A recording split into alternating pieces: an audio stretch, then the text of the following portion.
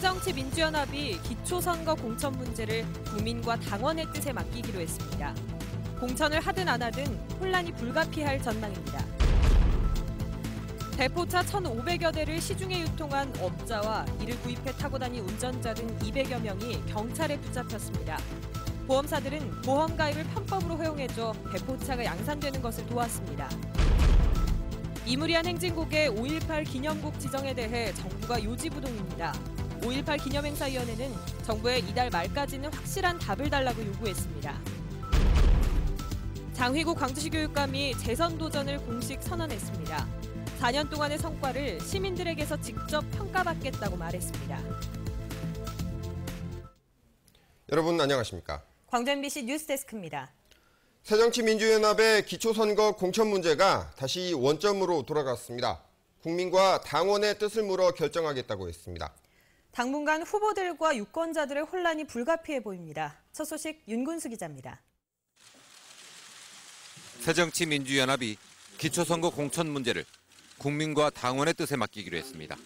국민과 동지들의 뜻을 바탕으로 당내외 다양한 논란들에 대해서 종지부를 찍고 당의 역량을 집중시켜 한 길로 나아가고자 합니다. 민주당은 68%의 찬성과 안철수 의원의 결단으로 공천 폐지를 결정했지만 여당의 약속 위반으로 정치 상황이 바뀐 만큼 이번엔 결론이 어떻게 날지 속단할 수 없습니다. 선거에 나설 후보들 사이에서조차 공천에 대한 입장은 갈려 있습니다. 약속은 지켜야 한다는 명분론이 있고 지역 위원장들 있잖아요. 그 위원장들이 지방 정치를 갖다가 이렇게 왜곡을 했죠. 특히 이제 동공천이라든가 혹은 그 줄 세우기. 개혁이 담보된다면 공천하는 쪽이 낫다는 현실론도 있습니다. 당심에 의해서 공직자를 선출하지 않고 주민의 뜻을 충실히 쫓아서 선출하는 이런 게임의 룰을 만들어내는 것이 급선무라고 그렇게 생각합니다. 당장은 결론이 날 때까지 지켜봐야겠지만 공천을 하든 안 하든 혼란은 불가피합니다. 공천을 한다면 어떤 규칙으로 후보를 정할지 한바탕 룰의 전쟁을 치러야 하고 공천을 안 해도 논란은 있을 걸로 보입니다. 민주당과 새정치연합의 대결 구도에서 두 세력의 통합으로 그리고 공천 여부를 둘러싼 혼란까지 선거는 이제 2달도 채 남지 않았는데 회오리 치는 전국에 기초선거 후보들은 아직도 안개 속에서 선거전을 치르고 있습니다. MBC 뉴스 윤문수입니다.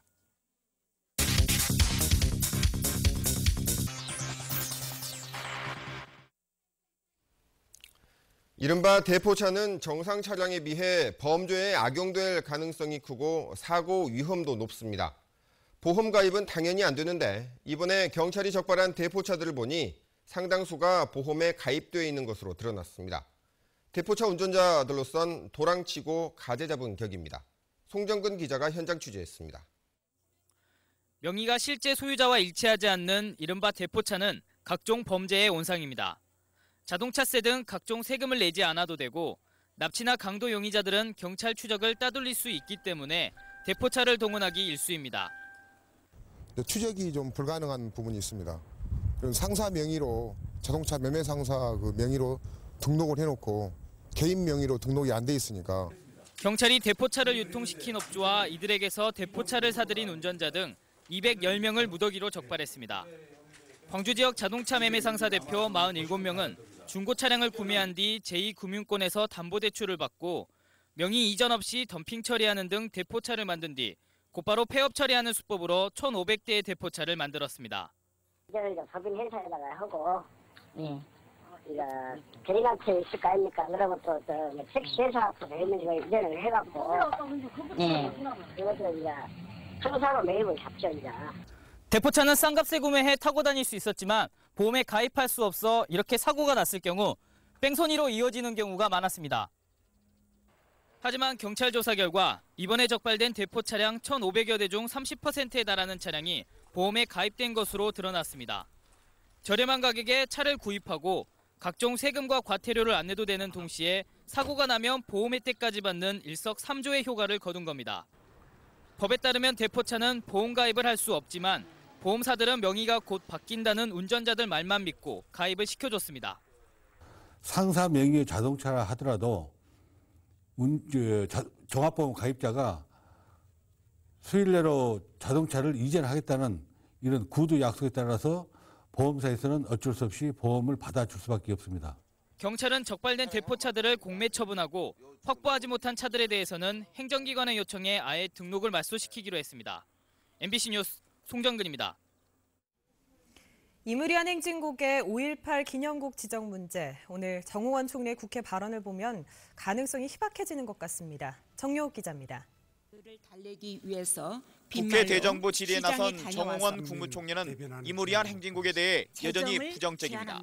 여러 가지 국가 기념식이 있지만 그 곡을 가지고 이렇게 논란이 되는 경우는 제가 없는 것으로 알고 있습니다.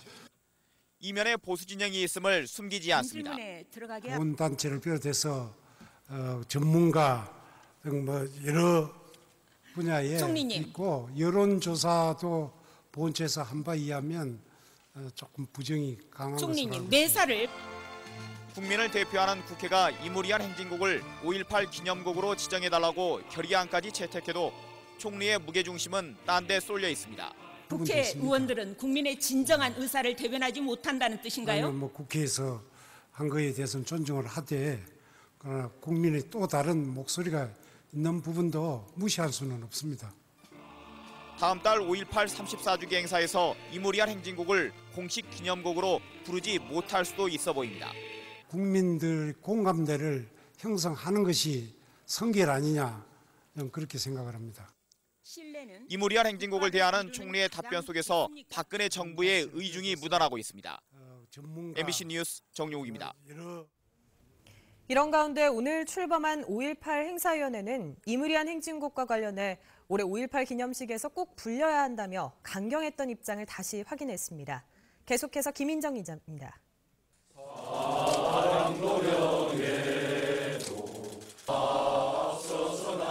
오재일 상임위원장은 5.18 34주년 기념행사위원회 출범식에서 이무리한 행진곡 공식 제창에 다른 타협은 없다는 입장을 다시 한번 확인했습니다. 정부가 적어도 이달 말까지는 답을 내줘야 한다며 이무리한 행진곡 제창을 막지 말라는 강경한 입장을 전달했습니다. 이무리한 행진곡 문제는 타협이나 협상의 대상이 될 수 없다. 왜냐하면 그건 강주 역사이기 때문에 5.18의 역사이기 때문입니다.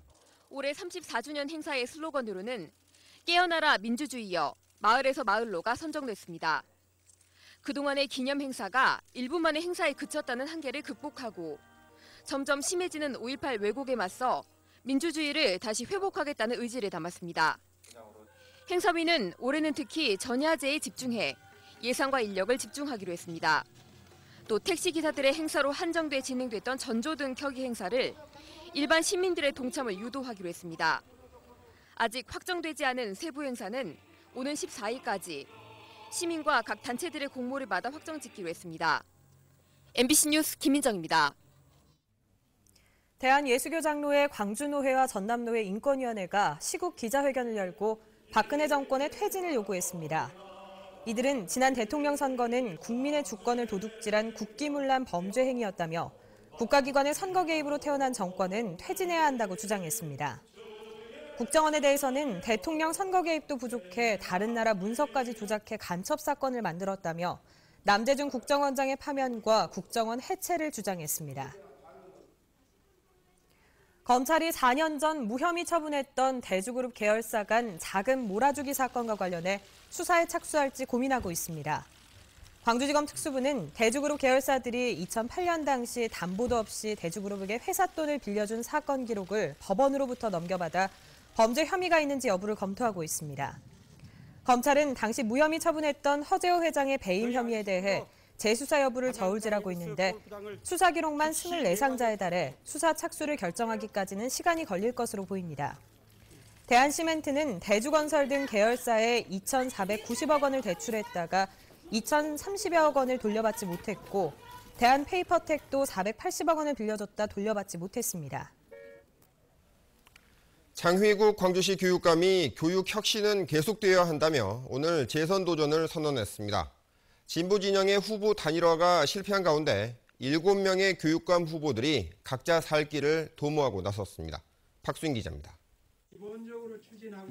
장희구 광주시 교육감은 이제 민주진보 교육 2기를 준비하겠다며 또 한 번의 선택을 시민들에게 당부했습니다.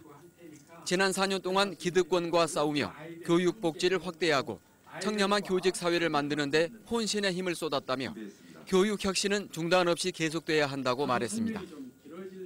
광주의 혁신 교육은 교실 혁신으로 가야 합니다.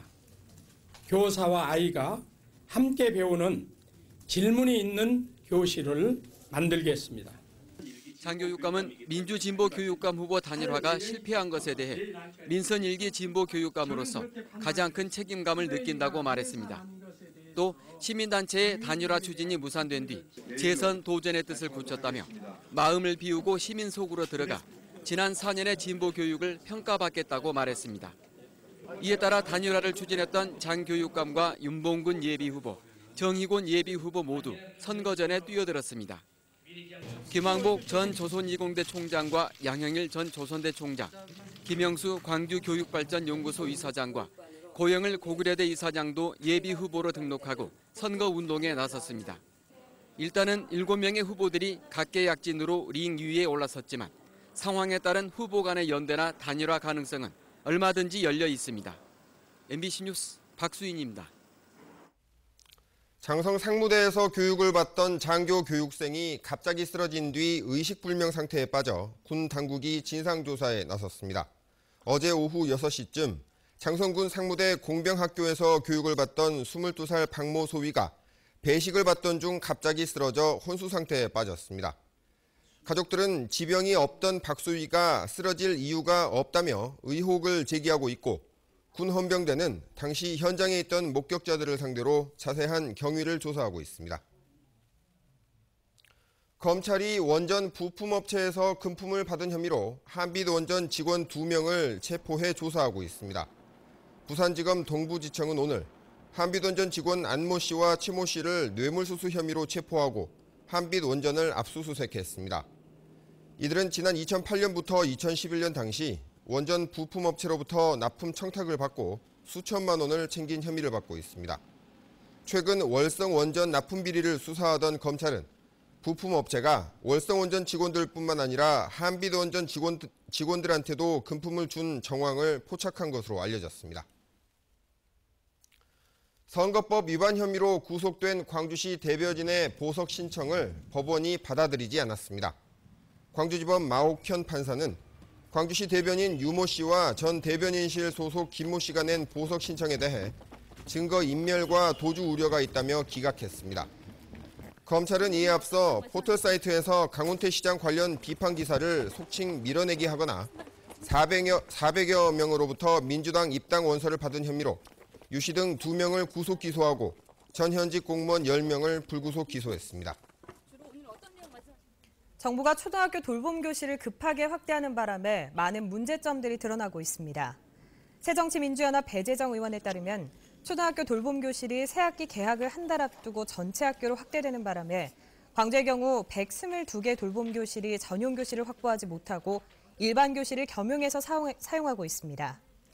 배 의원은 또 전담교사 충원이 이루어지지 않아서 광주에서는 13명의 돌봄교사를 민간 위탁 형식으로 간접 고용했다며 정부가 학교 비정규직을 양산하고 있다고 지적했습니다.